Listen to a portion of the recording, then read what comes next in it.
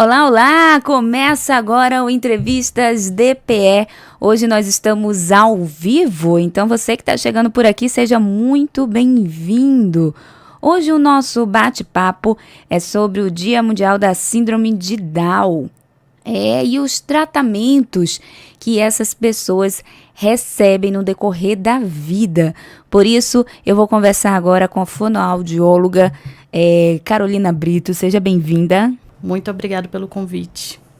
Com certeza é um assunto que tem tudo a ver, porque o tratamento da fala com a pessoa Down tem que ser desde logo lá do começo, não é verdade? Quando é que começa? De que forma começa?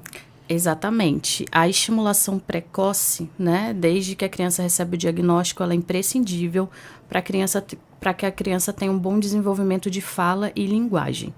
Então, a gente recebe essa mãe e esse pai com um diagnóstico, né, e já inicia as estimulações de fala, de linguagem, trabalhar toda a questão da hipotonia facial que aquela criança apresenta, às vezes dificuldade na introdução alimentar, dificuldade na amamentação também com aquela mãe. Então, a gente está presente desde a amamentação até a fase adulta com essa criança com SD. Carolina, como é que é esse tratamento, né? Como é que é essa estimulação? Então, quando o bebê, né, a gente inicia o processo de estimulação de musculatura facial, trabalhar os músculos que estão com hipotonia, trabalhar um vedamento labial melhor, trabalhar com aquela mãe também que não sabe como lidar com aquela criança em casa. Então, a gente inicia nesse processo quanto bebê e depois a gente vai iniciando, quando a criança vai crescendo, a estimulação de fala através de sons de animais, de estimulação visual com imagens. Então, é todo um processo para que a criança consiga desenvolver a fala e a linguagem. Qual a importância de tudo isso? A gente sabe que a fala dá total liberdade para uma pessoa, né? Para se expressar, para dizer o que quer, o que não quer. Então, no decorrer da tua experiência, realmente faz total diferença. Sim, faz total diferença. E aproveitando o gancho para falar hoje sobre a questão da síndrome de Down, é importante falar que toda a parte de estimulação é importante, mas a gente tem que voltar lá no início, quando os pais recebem um diagnóstico. E é imprescindível que eles recebam também um acolhimento, entendeu? Esses dias a gente estava num projeto de acolhimento e teve algumas coisas que me chamaram muita atenção. A gente sempre pensar um pouquinho como é receber esse diagnóstico. A gente não está falando abrindo o leque não só para a síndrome de Down, mas também para todos os pais que recebem um diagnóstico de que a criança tem algum tipo de deficiência. Então, a gente percebe que a gente tem que ter uma boa conversa com os pais, explicar como vai ser o processo daqui para frente, falar para ele quais são as dificuldades, o que eles podem fazer de estimulação em casa, porque é importante que o fonoaudiólogo ele faz 50% do trabalho, onde a gente recebe a criança, faz os estímulos de fala e a gente sempre manda material para que os pais reproduzam em casa. Então, a gente ensina aquele pai, ensina aquela mãe de como vai ser a estimulação domiciliar, porque eles também são responsáveis pelos outros 50% da eficácia do tratamento. E como é que é essa questão dentro de casa, né? A forma de falar também a gente percebe que tanto uma criança Down quanto uma criança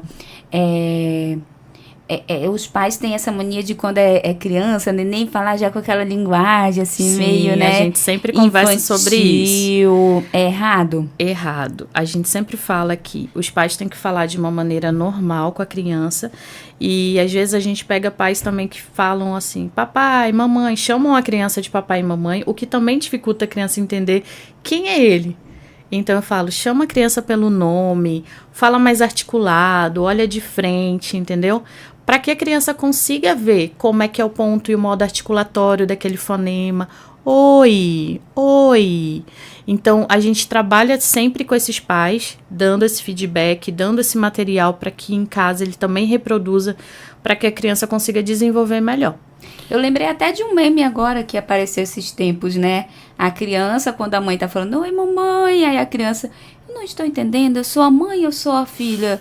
Ela é minha mãe? Eu sou a mãe dela. Ainda não vi esse meme, mas tem tudo a ver. Acontece muitas vezes isso, os pais nomearem a criança ou por um apelido, ou por papai e mamãe, o que dificulta elas compreenderem quem elas são. Então a gente já trabalha de cara. Quando a gente identifica a chegada dos pais no consultório, de como eles nomeiam a criança, a gente vai aos poucos corrigindo, para que eles também consigam compreender qual é o nosso papel ali, que é estimular a parte cognitiva do SD, estimular a fala dele e fazer com que ele consiga ter autonomia, que ele consiga ter um bom desenvolvimento de fala e linguagem mesmo. É importante falar também que a questão da síndrome de Down, ela também pode vir associada a outras coisas.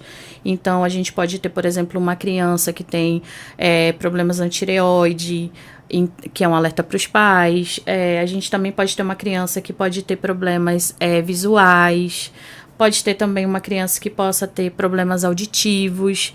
Então, não é só a SD em si, mas tem uma série de outras coisas por fora que os pais também devem fazer o processo de investigação. A gente sabe que hoje em dia o acesso à informação é muito mais fácil, né? De certa forma, o acolhimento em si é mais fácil. Se um pai, uma mãe recebe a informação que a criança é Down, um Google já tira muitas dúvidas. Porém, antigamente não. Antigamente tinha que procurar um profissional, às vezes não era tão fácil ter esse acesso. Então, é mais fácil ter adultos, pessoas ali de 25 para 30 anos, Down, que nunca tiveram esse acompanhamento. E a partir de agora querem ter, né? Os pais querem ter, a partir do momento que tem essa informação. Como é que é feito esse tratamento tardio? Então, o tratamento tardio é um pouco mais complicado, né? Porque a criança já perdeu uma janela, ou o adulto já perdeu uma janela muito grande do tempo. Mas não é impossível. Como eu te falei, um dos quesitos maiores é a questão da hipotonia. Então, a gente precisa trabalhar muito a face. A gente precisa trabalhar muito aquela musculatura e ir trabalhando o estímulo de fala e linguagem. Não tem outra coisa. Então, os pais, que mesmo que veem que os filhos já estão com uma idade mais avançada, que queiram trabalhar a fala, a comunicação, pode procurar um fonoaudiólogo sem problemas, porque a gente está sempre para trabalhar e estimular aquela criança, ou aquele adulto, ou aquele idoso, em todas as fases da vida. Como é que você avalia a questão das políticas públicas voltadas para essas pessoas? Você acha que evoluiu, não evoluiu? Tem muito que melhorar? As escolas estão preparadas? Muito bom tu ter falado sobre esse gancho, porque esses dias que eu estava com um grupo de pais, foi levantado um pouquinho sobre essa questão, né? Meu filho está no 6º ano, 7º, e qual é o melhor? Que ele continue na escola ou que eu retire ele da escola? Então fica essa dúvida. O que eu acho é que deveria ter um programa individualizado de ensino, porque realmente, tenta imaginar para uma criança que não recebeu essa estimulação desde bebê e tudo mais, mas está ali no 8º ano, 1º ano, a troca de professores, o ensino ser o mesmo que os outros, eu acho que ela tem toda a capacidade de desenvolver, mas que precisa de um programa de ensino mais individualizado, entendeu? Se tiver isso, esse apoio pedagógico, né, individualizado, a criança consegue sim seguir a escola normalmente. E você, qual é a tua especialidade? Como é que você chegou a trabalhar justamente com crianças Down? Então, eu já tive... O meu primeiro contato, na verdade, foi no Abrigo Moacir Alves, em Manaus, né? Eu tinha 18 anos. Você é amazonense? Sou. Eu também sou amazonense. Ah, legal. E lá eu conheci crianças com síndrome de Down, autismo e etc. Foi lá que eu me apaixonei, na verdade, pela fonoaudiologia, né? E aí eu decidi que era isso que eu queria fazer da minha vida. Então, a partir daí, eu comecei, fiz faculdade e tudo mais, depois me especializei em MO, e eu comecei a ver essa janela. Na verdade, para mim, tudo começa lá, na motricidade orofacial. Trabalhar estímulos da musculatura para que tenha um bom desenvolvimento de fala. Então, tudo começou a partir dali. Do Abrigo Moacir Alves até o término da pós-graduação. E aí comecei a ter contato com as crianças, comecei a fazer estimulação e ver que as coisas foram... Eu sou formada há 10 anos agora, né? Vou completar. E comecei a ver o desenvolvimento das crianças que eu atendo, que eu assisto, que eu ajudo de alguma forma. E isso é imprescindível, né? Que a gente vê que os pais veem resultados, os pais estão ali enganjados para que a criança se desenvolva bem. E é isso. E você, aqui em Roraima, há quanto tempo tá em Roraima? Na verdade, eu estou em Roraima há cerca de 8 anos. Só que antes eu vinha, atendia e voltava para Manaus. Mas há um ano eu já estou com residência fixa aqui. Inclusive, você tem também, faz esse acolhimento na Amardal, né? Eu não faço acolhimento lá. Como Na é verdade, que é? Fala pra mim, me explica. Tá. Na verdade, eu recebi o convite da mãe de uma paciente minha para ir num projeto de acolhimento da Amardal. Entendeu? E aí foi assim que eu conheci eles, né? Conheci nesse dia do acolhimento. Pretendo voltar lá mais vezes e tudo mais, ver no que eu posso ajudar. Mas até onde eu sei, aqui em Roraima, eles fazem esse acolhimento, tá? Para conversar com aquele pai, com aquela mãe que realmente precisa entender como vai ser a partir dali o processo com o seu filho. Inclusive, gente, se você quiser ter mais informações sobre esse assunto, você pode seguir a Amardal no Instagram, @amardalrr.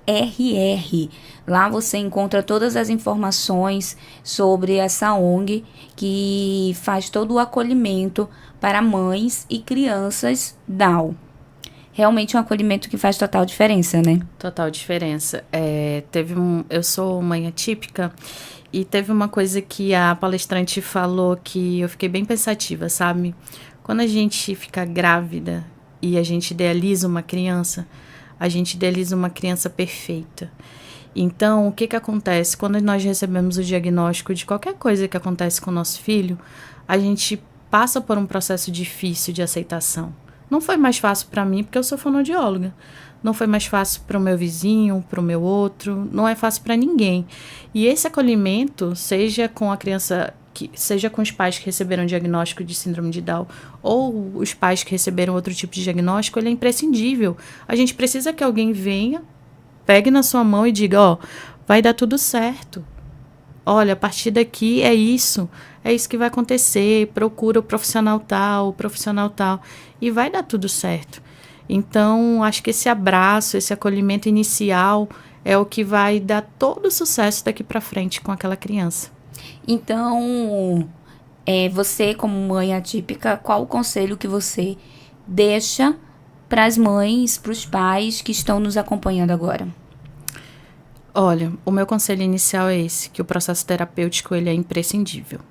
Eu sei que aqui em Roraima, conversando com os pais e tudo mais, a gente passa às vezes por um processo de não conseguir vagas no público ou no particular, às vezes por uma diminuição do número de profissionais, mas procurem que vai dar tudo certo, entendeu? E se não conseguirem imediatamente um profissional, tem cursos hoje, né?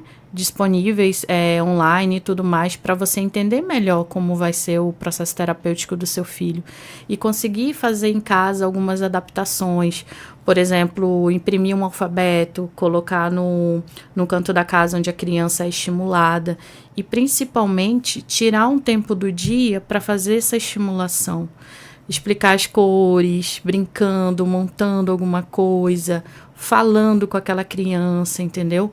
Tudo isso faz parte do processo para trabalhar a questão cognitiva daquela criança. Então, o tempo, eu sei que às vezes é uma correria muito grande, eu também trabalho, mas a gente precisa tirar um pequeno tempo para tentar sentar e estimular aquela criança de alguma forma, com cores, com formas, com alfabeto, com tudo que possa ser para que trabalhe o desenvolvimento cognitivo daquela criança.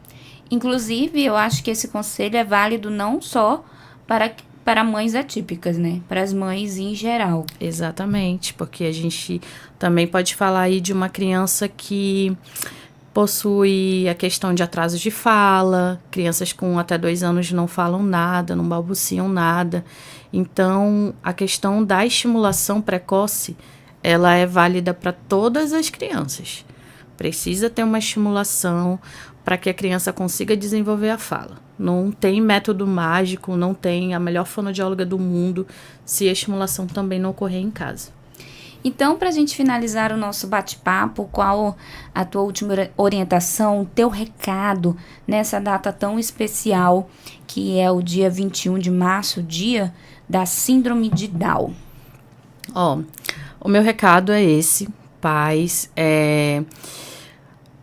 Nós fonoaudiólogos estamos aqui sempre abertos para trabalhar todas as crianças, mas falando hoje especificamente da criança com síndrome de Down, a gente está para estimular a fala, o cognitivo, e faça tudo pelo seu filho realmente, porque o desenvolvimento, hoje em dia a gente vê que a criança com síndrome de Down também, ela tem um desenvolvimento inserido no mercado de trabalho, um desenvolvimento cognitivo melhor, mas tudo inicia a partir do processo terapêutico. A gente precisa de um bom processo terapêutico para que essa criança tenha um bom desenvolvimento. E como eu falei, estimulação em casa também, tá bom? E a questão também de dar autonomia, né? Autonomia, a boa autonomia palavra. É muito importante. Exatamente, a criança precisa ter autonomia e, na verdade, assim, puxando para o lado da autonomia, eu falo também de um grupo terapêutico, né? O fonoaudiólogo, ele está inserido nesse grupo, então a criança, além do fonoaudiólogo, precisa do fisioterapeuta, do terapeuta ocupacional, porque todos eles que vão dar aquele leque para ajudar os pais, para que a criança tenha essa autonomia. Inclusive, você que acompanha aqui o nosso podcast, viu, com certeza você viu, que a gente entrevistou o Carlinhos, né? O Carlinhos, que é um homem já de 20 e poucos anos, que é atleta, ele é servidor público, namora há 4 anos, e inclusive durante o nosso bate-papo aqui pediu a namorada dele em casamento. Que legal. Então a gente percebe realmente que o mundo é de todos nós, né? Exatamente. Eu gostaria de agradecer a tua entrevista, de estar aqui trocando essa ideia com a gente. Seja sempre muito bem-vinda. Muito obrigada. Qualquer novidade, qualquer esclarecimento importante e relevante à população, seja bem-vinda. Muito obrigada a todos pelo convite. Agradeço poder vir falar um pouquinho sobre o meu trabalho aqui. E a gente tem a próxima data, dia 2 de abril, né? Do autismo, e qualquer coisa estou à disposição. Onde é que a gente te encontra? Rede social? Então, eu trabalho na Clínica Check-up Mais Saúde, tá? Aqui na unidade de Roraima. E vocês podem me encontrar no meu Instagram, Fono Carolina Brito. Perfeito, obrigada mais uma De vez. nada. E esse foi o Entrevistas DPE. Se você gosta de assuntos de interesse público, basta nos acompanhar pelo Deezer, Spotify e YouTube. Eu sou Lana Francis e até a próxima.